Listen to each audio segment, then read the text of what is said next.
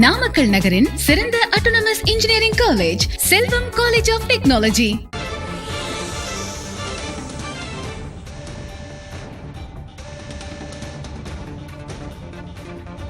CBSE 12ஆம் வகுப்பு தேர்வு முடிவுகள் வெளியிடப்பட்டிருக்கிறது. அண்மை செய்திகளாக பார்த்து வருகிறோம். விவரங்களோடு இணைந்திருக்கிறார் செய்தியாளர் நிரஞ்சன். நிரஞ்சன், சிபிஎஸ்இ 12ஆம் வகுப்பு தேர்வு முடிவுகள் வெளியாகி இருக்கிறது. முடிவுகள் எப்படி இருக்கு? எத்தனை சதவீதம் பேர் தேர்ச்சி பெற்றிருக்கிறாங்க? விவரம். மொத்தமாக கடந்த ஆண்டை ஒப்பிடும் பொழுது 0.65% பேர் அதிக அளவில் தேர்ச்சி பெற்றிருக்கிறார்கள். சிபிஎஸ்இ 12ஆம் வகுப்பு பொது தேர்வுகளுக்கான தேர்வு முடிவுகள் வெளியாகி இருக்கிறது. மொத்தம் 87.98% பேர் தேர்ச்சி அடைந்திருப்பதாக சிபிஎஸ்இ சார்பாக தெரிவிக்கப்பட்டிருக்கிறது.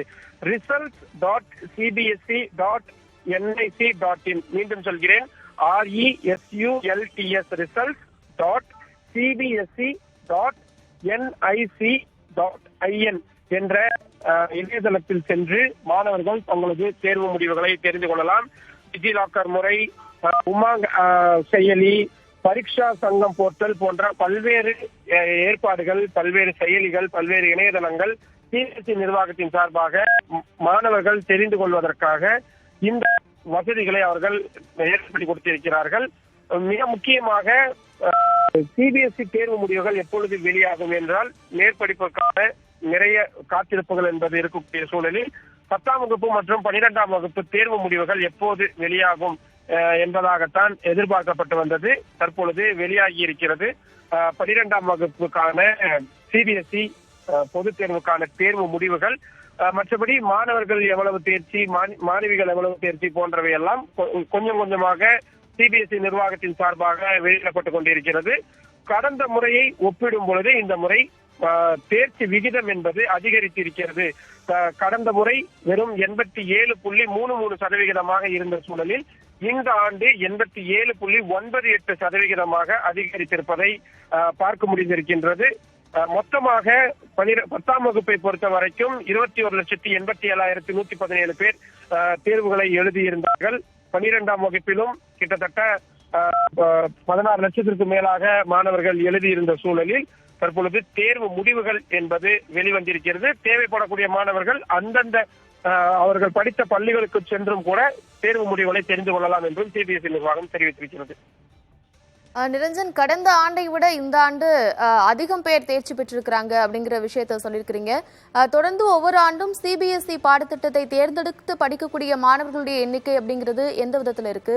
அது குறித்து சிபிஎஸ்இ பொறுத்தவரை மத்திய கல்வி வாரியத்தின் கீழ் வரக்கூடிய முக்கியமான ஒரு கல்வி அமைப்பு என்பதனால் முக்கியமான நகர பகுதிகளில் அதிக அளவில் மாணவர்கள் சேர்க்க இருப்பதை பெரும்பாலும் பார்க்க முடியும். டெல்லியை பொறுத்த வரைக்கும் முழுக்கவே சிபிஎஸ்இ பாடத்திட்டங்களின் கீழ் இயங்கக்கூடிய ஒரு மாநிலமாகத்தான் இருக்கிறது. லட்சக்கணக்கான மாணவர்கள் இதில் தான் படிக்கின்றார்கள்.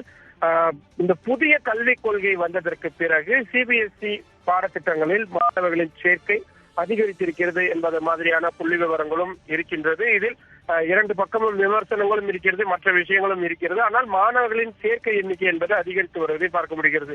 அதே போல மற்ற மாநில பாடப்பிரிவுகளில் இருக்கக்கூடிய தேர்ச்சி விகிதங்களை ஒப்பிடும் பொழுது எப்பொழுதுமே சிபிஎஸ்இயில் மிக குறைவான அளவில் தான், ஒப்பீட்டு அளவில் பார்க்கும் பொழுது குறைவாகத்தான் இருக்கும்.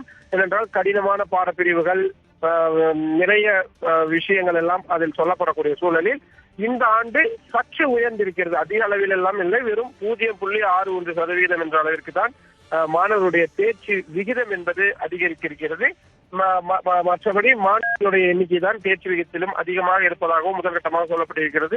போர்ட்டல் ரொம்பவும் ஸ்லோவாகி இருக்கிறது. ஏனென்றால் ஒரே நேரத்தில் அனைவரும் பார்ப்பார்கள் என்பதால் சற்று ஒரு தொய்வான நிலை என்பதுதான் அந்த இணையதளத்தில் இருந்து வருகிறது. முழுமையான விவரங்கள் சிபிஎஸ்இ நிர்வாகத்தின் சார்பாக இன்னும் சற்று நேரத்தில் வெளியாகும் என்று எதிர்பார்க்கலாம்.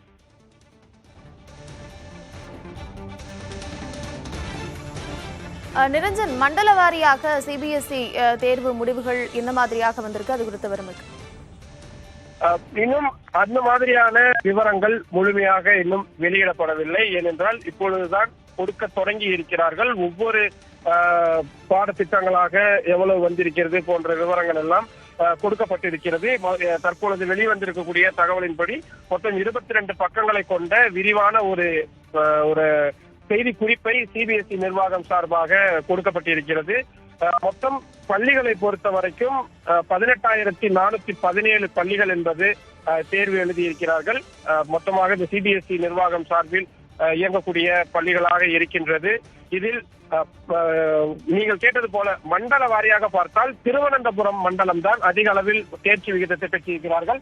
99.91% திருவனந்தபுரத்திலும், விஜயவாடாவை பொறுத்தவரை 99.04 மூன்றாவது இடத்தை சென்னை பிடித்திருக்கிறது. 98.47% தேர்ச்சி விகிதம் என்பது சென்னை பிராந்தியத்தில் வந்திருக்கிறதை நாம் பார்க்க முடிகின்றது.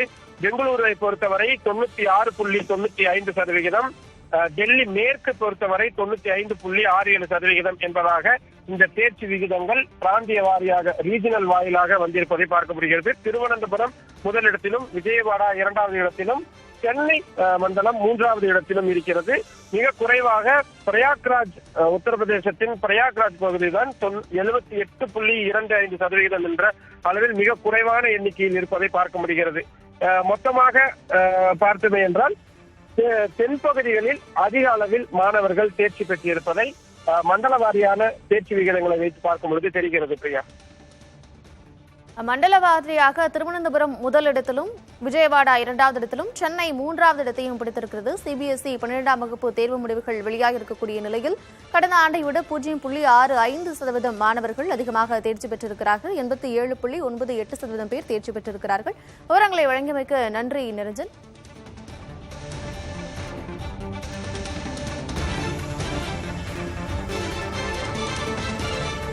நாமக்கல் நகரின் சிறந்த autonomous engineering college Selvam college of technology.